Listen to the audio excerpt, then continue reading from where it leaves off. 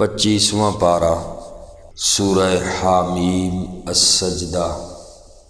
آیت نمبر 51۔ اعوذ باللہ من الشیطان الرجیم،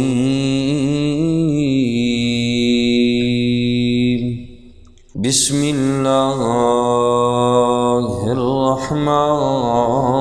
الرحیم۔ وَإِذَا أَنْعَمْنَا، اور جب ہم انعام کرتے ہیں، عَلَى الْإِنسَانِ،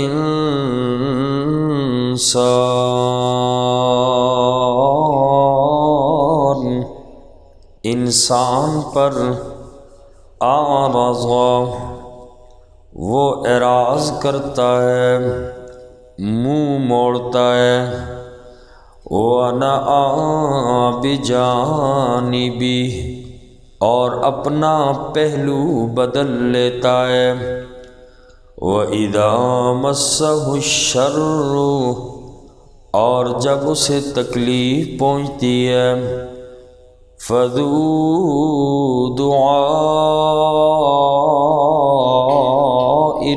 عَرِيضٍ،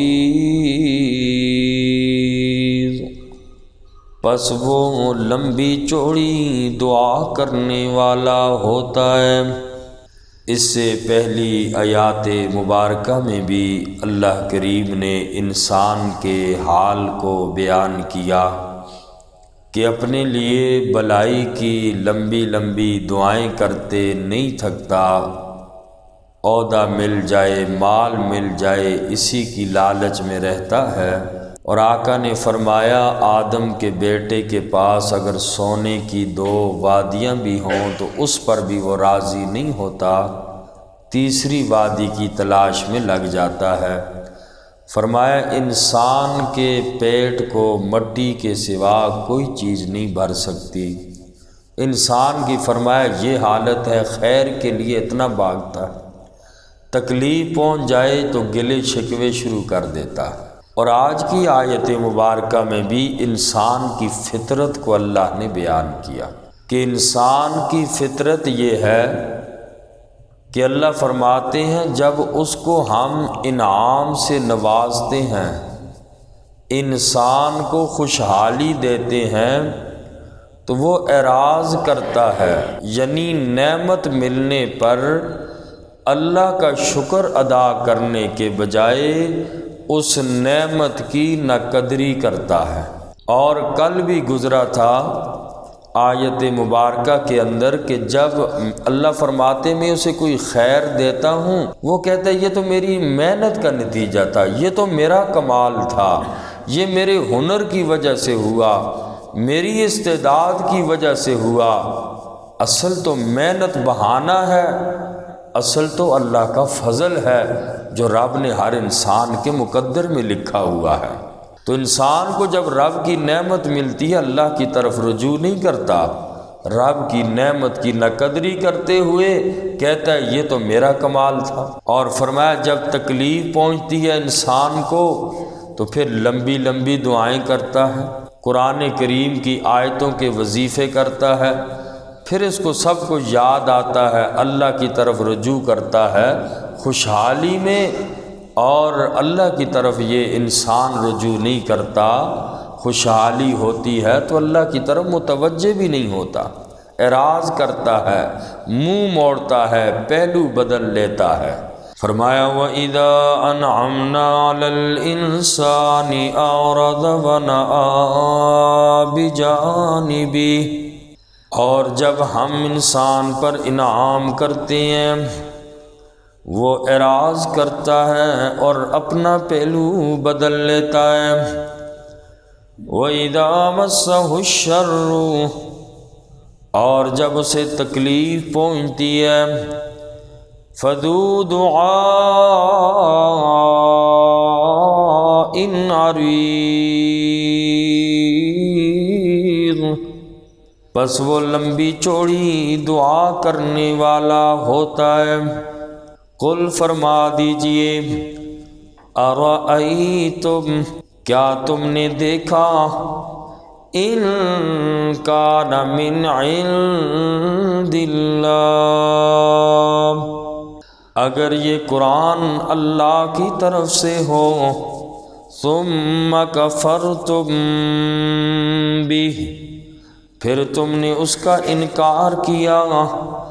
من اضل، کون بڑا گمراہ ہے، ممن، اس سے، ہوا فی شقاق بعید، وہ جو مخالفت میں دور جا پڑا۔ قرآن کریم کی حقانیت کو اللہ نے دوسرے انداز میں اس آیت مبارکہ میں بیان فرمایا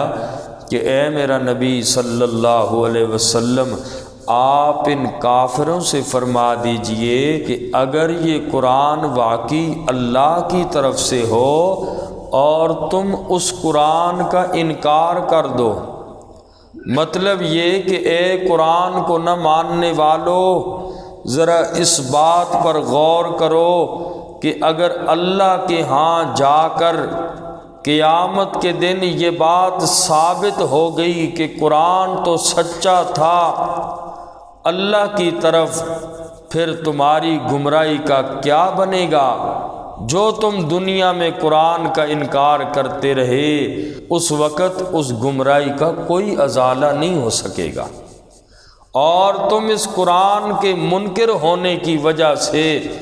اللہ کے عذاب سے بچ نہیں سکتے۔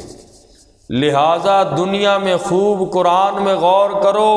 اور قرآن کریم پر ایمان لے آؤ۔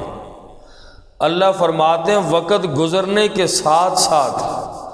یہ لوگ اللہ کی نشانیاں دیکھیں گے، پھر تو قرآن کی حقانیت سمجھ آ جاتی ہے، لیکن افسوس بدبخت لوگ پھر بھی ایسے ہی رہتے ہیں۔ اللہ فرماتے ہیں اگلی آیت میں کہ ہم انہیں دکھائیں گے اپنی نشانیاں زمین کے کناروں میں، آفاق میں، زمین و آسمان میں دکھائیں گے، اور یہ اپنی جانوں کے اندر بھی غور کریں۔ وقت گزرنے کے ساتھ ساتھ ان کی اپنی جانوں میں اور زمین و آسمان کے اندر اللہ کی نشانیاں واضح انداز میں لوگوں کے سامنے آ جائیں گی، یہاں تک کہ ان پر یہ بات واضح ہو جائے گی کہ قرآن حق ہے، قرآن سچ ہے۔ اور چونکہ آج کل سائنسی دور ہے، حیرت انگیز قسم کے انکشافات ہو رہے ہیں، نئی نئی ایجادات ہو رہی ہیں، اور نئی نئی ایجادات سے قرآن کا حق ہونا ثابت ہو چکا ہے۔ اس زمانے میں سائنس کے دور میں اللہ کے قرآن کو سمجھنے والا بندہ سمجھے تو مشکل نہیں۔ رب نے آفاق میں اتنی نشانیاں بیان کر دیں کہ حق اور سچ بالکل واضح ہو گیا۔ قرآن کی ایک مثال لے لیں کہ قرآن کی آیت ہے وَنَزَعُ الْمَوَازِينَ الْقِسْطَ لِيَوْمِ الْقِيَامَةِ، اللہ فرماتے ہیں ہم قیامت کے دن عدل کا ترازو رکھیں گے اور لوگوں کے اعمال کو میں رب تولوں گا۔ اور کسی زمانے میں یہ بہت بڑا قرآن کے منکروں کا ٹولہ قرآن کی اس آیت کا مذاق کرتا رہا۔ بھلے یہ بھی کبھی ہو سکتا ہے کہ انسان کے اعمال تولیں گے، وہ تو ہے ہی تولنے والی چیز ہے ہی نہیں ہے۔ زبان سے بات نکلی، قرآن آپ پڑھ رہے ہو، اسے کہاں تولو گے؟ وہ لوگ ایک زمانے میں بڑا قرآن کے خلاف پروپیگنڈا کیا، اس پہ بڑے بڑے مناظرے ہوتے تھے علماء کے، اور آج اس چیز کو سمجھنا کوئی مشکل نہیں۔ وَنَزَعُ الْمَوَازِينَ الْقِسْطَ لِيَوْمِ الْقِيَامَةِ، رب اعمال کو تولیں گے۔ آج جو سائنسی دور میں آپ نے دیکھا، آواز آپ آڈیو ریکارڈ کرتے ہیں، ویڈیو ریکارڈ کرتے ہیں، اور ساتھ آپ کے ایم بی بھی چلتی ہے، یہ اتنی ایم بی ہو گئی ہے، یہ اتنی جی بی ہو گئی ہے، ایک ایک چیز کو وہ چیز تول رہی ہے۔ اور اللہ کے ہاں تو کوئی مشکل ہی نہیں ہے، یہ اللہ فرما رہے ہیں میری نشانیاں دیکھ کر پھر تو انہیں قرآن کی سمجھ آئے گی، اور اب چونکہ سائنسی دور میں ایجادات ہو رہی ہیں، نئے نئے انکشافات ہو رہے ہیں، اب قرآن کو سمجھنا کوئی مشکل نہیں۔ قرآن کی جو پہلے باتیں لوگوں کی سمجھ میں نہیں آتی، اعمال کیسے تولیں گے، اعمال کا کیا ہوگا، جس نے قرآن پڑھا نیکی کی اب نماز کو کیسے تولا جائے گا، رب کے ہاں تو کوئی مشکل نہیں، لوگوں کے ذہنوں میں یہ باتیں نہیں آ رہی تھی۔ تو آج دیکھیں اس کی مثال، انبیاء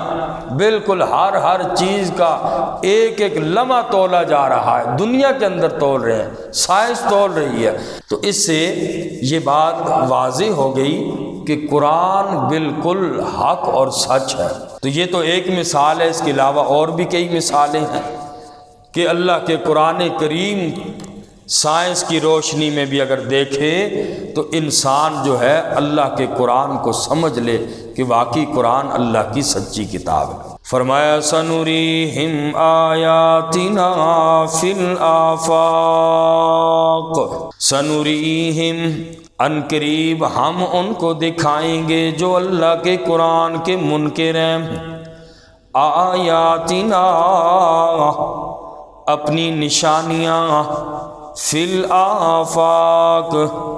آفاق میں، زمین و آسمان میں، وفی انفسہم اور ان کی جانوں میں بھی، حتی یتبین لہم یہاں تک کہ واضح ہو جائے گا ان کے لیے، انہ الحق کہ بے شک یہ قرآن سچ ہے، یہ قرآن حق ہے۔ اولم یکفی کیا کافی نہیں ہے یہ بات، بربک آپ کے رب کی، انہ کہ بے شک وہ اللہ کریم، علی کل شیء شہید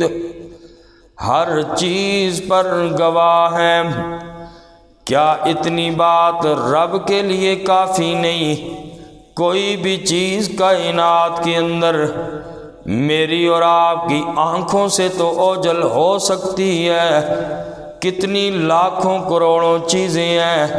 جو میں اور آپ نہیں دیکھ سکتے،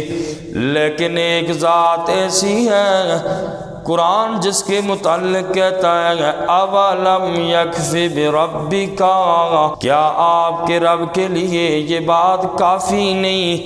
انہ علی کل شیء شہید کہ بے شک وہ اللہ کریم کی ذات ہر چیز پر گواہ ہے، اللہ کریم کے سامنے ہے ہر چیز، کوئی بھی چیز رب کریم سے اوجھل نہیں ہے۔ لہذا اے کافرو اللہ کے عذاب سے بھی تم نہیں بچ سکتے، اے قرآن کے منکرو جو اللہ کے قرآن کو نہیں مانتے، اللہ تو تمہاری ہر چیز کو دیکھ رہے ہیں، لہذا تم اللہ سے چھپ نہیں سکتے۔ الا انہم خبردار سن لو، خوب غور سے کان کھول کے سن لو، الا انہم فی مریۃ بے شک وہ لوگ شک میں ہیں، من لقاء ربہم اپنے رب کی ملاقات سے، الا انہو خبردار پھر سن لو، انہو بے شک وہ اللہ کی ذات بکل شیء محیط ہر چیز کا احاطہ کرنے والے ہیں۔ فرمایا کہ یہ لوگ تو قیامت کے ہیں ہی منکر، جو قرآن کے منکر ہیں، ان کو ابھی تک یہ شبہ ہے کہ مرنے کے بعد دوبارہ زندگی ملنی ہے یا نہیں ملنی۔ یہ سمجھتے ہیں کہ قرآن والے ہمیں بلا وجہ قیامت اور عذاب سے ڈرا رہے ہیں، اور حقیقت ایسی ہے کہ وہ منکر کہتے ہیں کہ قیامت کوئی نہیں آنے والی، بھلا یہ بھی کچھ ہو سکتا ہے کہ انسان قبر میں جا کر مٹی بن جائے، ہڈیاں ختم ہو جائیں، تو وہ یہ کہتے تھے کہ دوبارہ کون زندہ کرے گا؟ معاذ اللہ، وہ کہتے تھے کسی کے اندر طاقت ہی نہیں ہے۔ اور کہتے تھے وہ منکر قیامت، کہتے تھے یہ ساری قصے کہانیاں ہیں بس، اور اس بات پہ یقین نہ کرو۔ اللہ کریم نے فرمایا 2 دفعہ تنبیہ کے صیغے ذکر کر کے، الا سن لو لوگو، الا انہو، الا انہم۔ اللہ نے ایک آیت میں 2 دفعہ تنبیہ کے صیغے ذکر کی۔ خوب دھیان سے سن لو، میں رب قادر ہوں ہر چیز پہ۔ تم تو شک میں ہو، لیکن وہ دن ضرور آنے والا ہے، اور مجرم کی گرفت ہوگی اللہ کی عدالت میں۔ مجرم اللہ کی گرفت سے بچ نہیں سکتا، کیونکہ ہر چیز اللہ کے علم اور قبضہ قدرت میں ہے، لہٰذا وہ جب چاہے نافرمان کو پکڑ لے، اللہ سے پوچھنے والا کوئی نہیں۔ اس لیے ہمارے لیے بھی سبق ہے، اس آیت مبارکہ میں رب کے نافرمان نہ بنو، اور اگر نافرمانی ہو گئی، گناہ ہو گیا، اللہ کے حضور توبہ کرو، اللہ کے سامنے گڑ گڑاؤ۔ گناہ ہو جاتے انسان سے، نبیوں کے علاوہ کائنات میں معصوم کوئی نہیں، اور انسان ہے، توبہ کرو، گناہ ہو جاتے ہیں۔ جو انسان توبہ کرتا ہے گناہوں سے، التائب من الذنب کمن لا ذنب لہ، گناہ کر کے توبہ کرنے والا ایسا ہے جیسا کہ اس بندے نے گناہ کیا ہی نہیں۔ اللہ تعالیٰ مجھے بھی آپ سب کو عمل کی توفیق نصیب